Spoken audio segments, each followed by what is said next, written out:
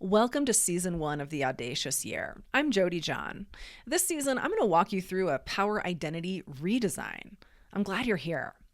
Recently, my husband Peter and I were fantasizing about how we would spend our time in retirement. Some couple friends of ours are about to retire, so it got us talking about this topic. Peter talked about wanting to go hiking and mountain biking and snowboarding during the weekdays when it's less crowded everywhere. We live in Colorado. And he loved that idea of just spending all of his time just doing outdoor activities.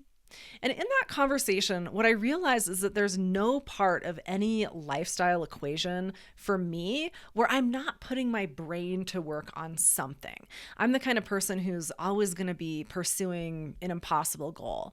I like outrageous goals that have me mastering a new genre or reverse engineering a strategy or problem solving some systemic issue that has no solution. And yet, even though I'm driven by curiosity and I find steep learning curves and high achievements motivating, I also have found myself over the years facing so many obstacles of my own making. Insecurities, imposter syndrome, burning myself out because nothing ever feels like enough. And then when I do achieve a big goal or reach a milestone, the joy can be so short-lived or even empty, or I might not even believe the achievement at all because so much of the experience of pursuing it was defined by this really difficult internal struggle. And I think you and I can both see what is going on here. Basically, I'm explaining how I'm a case of somebody who seeks internal self-worth through external validation. Now, spotting this is the easy part, but learning how to not only cultivate, but deeply believe your own internal validation is a whole other story. And it's a big part of mastering and redesigning your self-image. As cringy as it feels to imagine people I know watching or listening to this, I know there's at least one person out there who can relate, and you are who I'm talking to right now. So if you feel that you've achieved a lot, but it either doesn't fully feel real to you or your accomplishments feel stagnant, then stick around because that's been my journey too. The reason I created this podcast was because I got tired of putting myself through so much misery, and I started to kind of problem solve and reverse engineer my way out of it. I've found some effective ways to get out of my own way in recent years, and I want to share those tools with you so you have that level of control over your life. I know firsthand what a game changer this is, and I want you to have this at your fingertips as well. I would love to live in a world where it was normal to know how to deal with these setbacks easily and effectively, where overcoming these things wasn't some huge painful part of your story that wore you out, made you fearful, made you bitter. I'd rather have these setbacks be a really minor part of our lives because that would mean we all have so much more bandwidth and energy to put our attention on bigger, more interesting things like running a company or scaling our businesses or leading our communities, running for office, or just in general, bringing our genius into solving big problems in the world that require bold people working on them. So welcome to the Audacious Year. This season is a deep dive into remodeling your identity and self-image. I'm Jody John, and I want to build a movement of bold, powerful women who are doing all those things that I just mentioned. I see my job as being to help you get out of your own way. Quick note, if you know me from academia, I'm just going to get this out of the way up front. What I talk about here is emphatically and gleefully not an academic take on self-image or any other topic that I dive into or even mention here. I have zero intention and no interest at all in talking about the literature or the findings or the theory on any of the things I discuss here. I actually tried that. I launched 2 podcasts before this one. And that's exactly what I tried to do. I was like, ooh, I'll bring a social science take. And you know what? It completely took all the magic out of this for me. It would burn me out. And the reason is because it takes a ton of mental energy to actually do careful academic work and do right by theoretical perspectives and sets of findings and bodies of literature. And I just don't want this to be about that. So if you want to know about my academic work, there are 30 plus articles floating around out there with my name on them about things like organizational learning from accident and fatality events and safety processes and team culture design. But the work I'm doing in this space is about my personal journey, and it's coming straight out of my heart. So with that said, let's get back to that part about how you have a massive amount of high achievements piled up, and at the same time, you feel a higher amount of self-doubt maybe than you'd like given how far you've come in your career. Maybe you thought that by now you'd be so comfortable and known in your career or your field that you'd have a very real sense of personal gravitas as one of the main players. But maybe you don't feel that right now. Maybe you could, like maybe you are well known, but maybe you just haven't let that feeling sink in for you. Maybe today you don't feel much different than you did a few years into your current role when you were starting to get comfortable with it. You knew what the job was all about, what it was expecting of you. And that's a solid place to be because you have a great deal of self-efficacy and self-sufficiency once you reach that place. But maybe right now you don't feel like you've changed or grown much in the years since you reached that point. So here's how that looked for me. I gave it all. I gave it all to getting tenure in my current job. And when I got there, it felt satisfying for about one evening. I had a glass of wine. I called up a friend of mine who had gotten tenure at the same time. We had a nice conversation, and then it was back to the usual grind the next day. And what I realized was that I'd put so much focus into my research in those 7 years trying to get tenure that I pushed everything else to the side to deal with later. And those personal development things that I put to the side were things like finally doing some mindset work to address my imposter issues, taking the time to acknowledge how far I'd already come and find satisfaction in that. I waited on taking a good look at the body of work I'd created to actually see its contribution, both in its uniqueness and in how practical it is. And instead, what I was doing was keeping all of this knowledge about who I had become and what I'd been able to get done separate and outside of me and far away from who I see myself as. And as a result, I was walking around like an empty shell. And when we're walking around empty like that, not even noticing or incorporating into our self-image those areas of personal development, then it is impossible to feel a real sense of personal gravitas or to actually be truly powerful because you are not anchored in yourself. And if you've experienced this too, the thing that will turn this around for you is when you cultivate the ability to sketch a tangible picture of your self-image and to learn basic skills to update it. Sounds easy enough. And that's exactly what we're going to do in this season. Because learning how to see and update your self-image puts the entire design of it in your control. And right now, maybe you don't feel like you have control over how your self-image came to be what it is. And if you don't know how your current self-image formed, then how are you going to have any personal agency in becoming this powerful, self-assured 2.0 version of yourself that you've been envisioning all these years? This is where people always struggle. They struggle so hard to believe that they are that 2.0 version, that they are C-suite material, that 8-figure business owner, that radically authentic leader, that minor celebrity in their field. But they don't know how to get from 1.0 to 2.0, from A to B, because they don't even know what A is or where any of A came from. And B just seems like a completely different person that you've never met before. B is gorgeous and intriguing and super powerful and 15 pounds thinner, maybe a little intimidating. And how are you ever going to pull that off, especially with your self-image being what it is right now?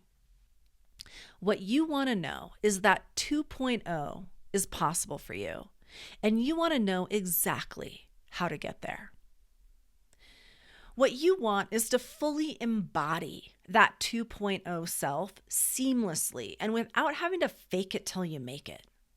You know those moments when stale parts of your identity pop up, like a memory from your teenage years of a parent telling you that you're bad with money, or a flash from last week when you were running 15 minutes late to an appointment feeling like an absolute hot mess, or noticing a pattern that you help people too much and they don't seem to appreciate it.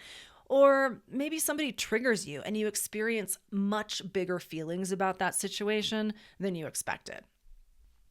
In season 1, I'm going to teach you in these moments how to pause and how to regulate the thoughts going through your head.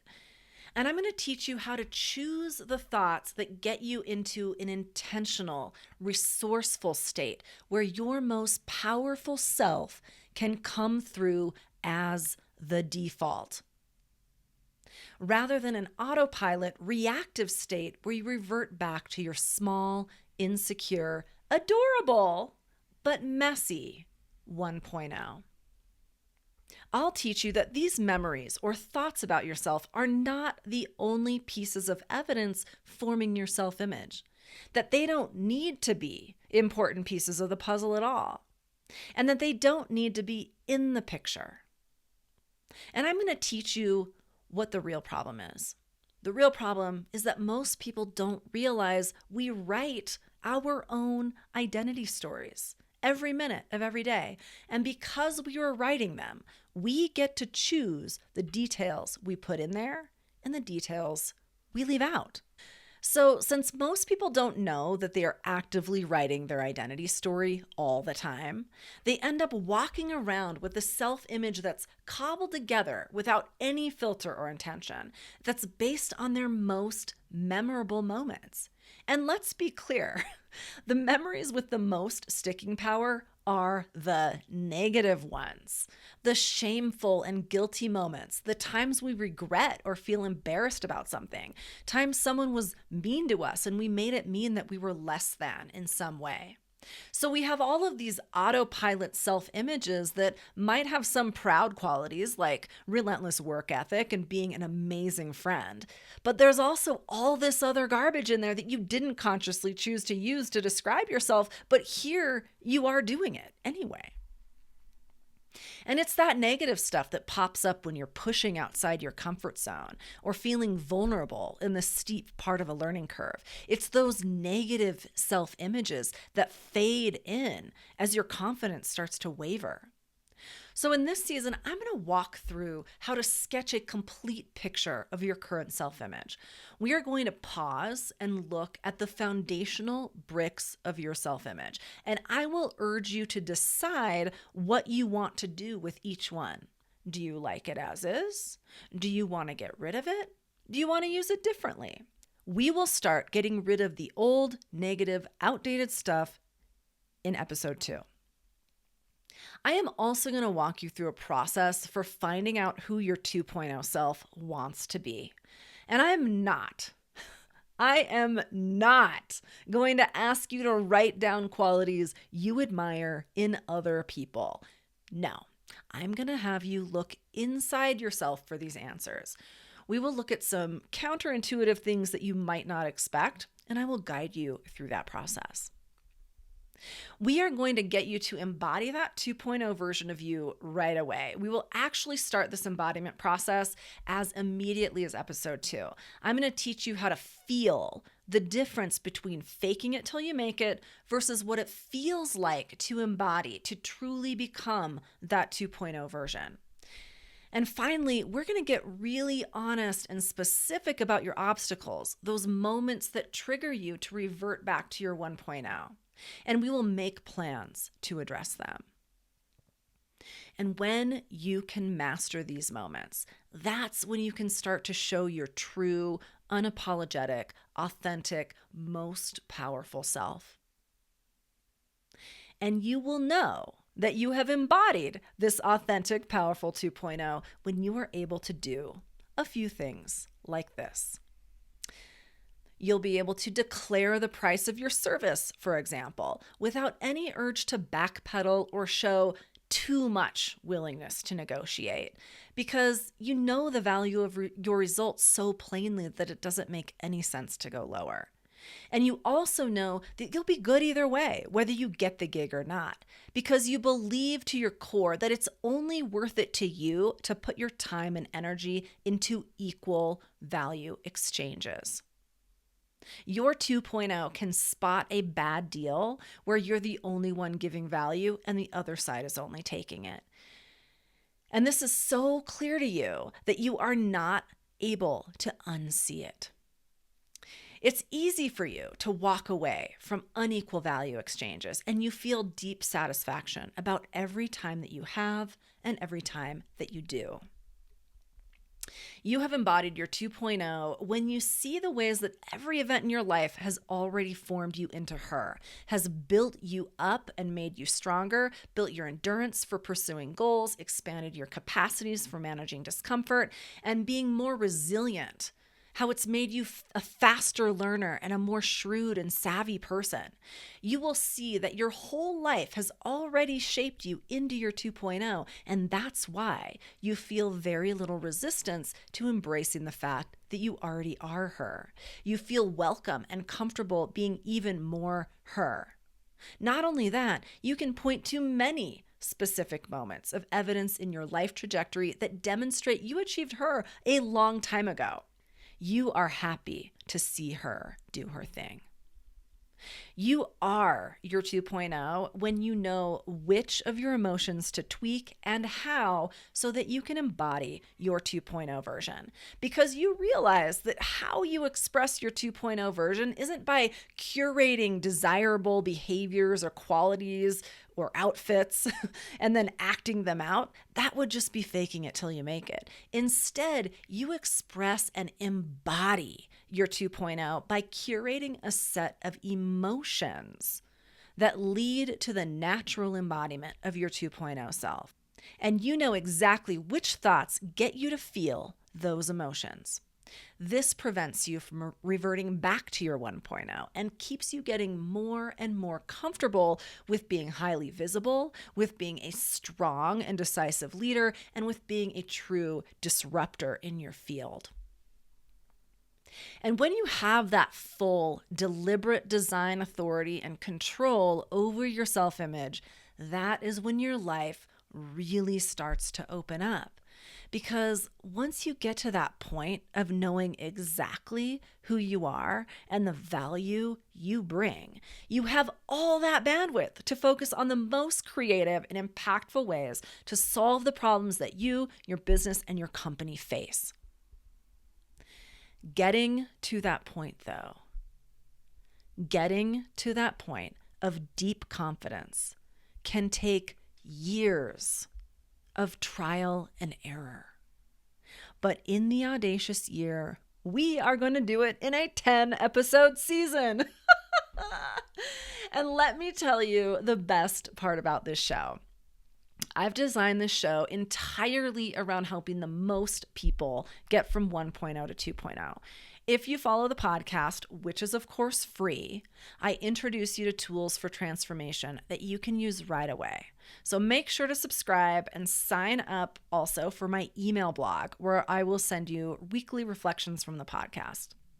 And if you want to fully embody the core transformations of this season, then you can buy the class, The Power Identity Redesign.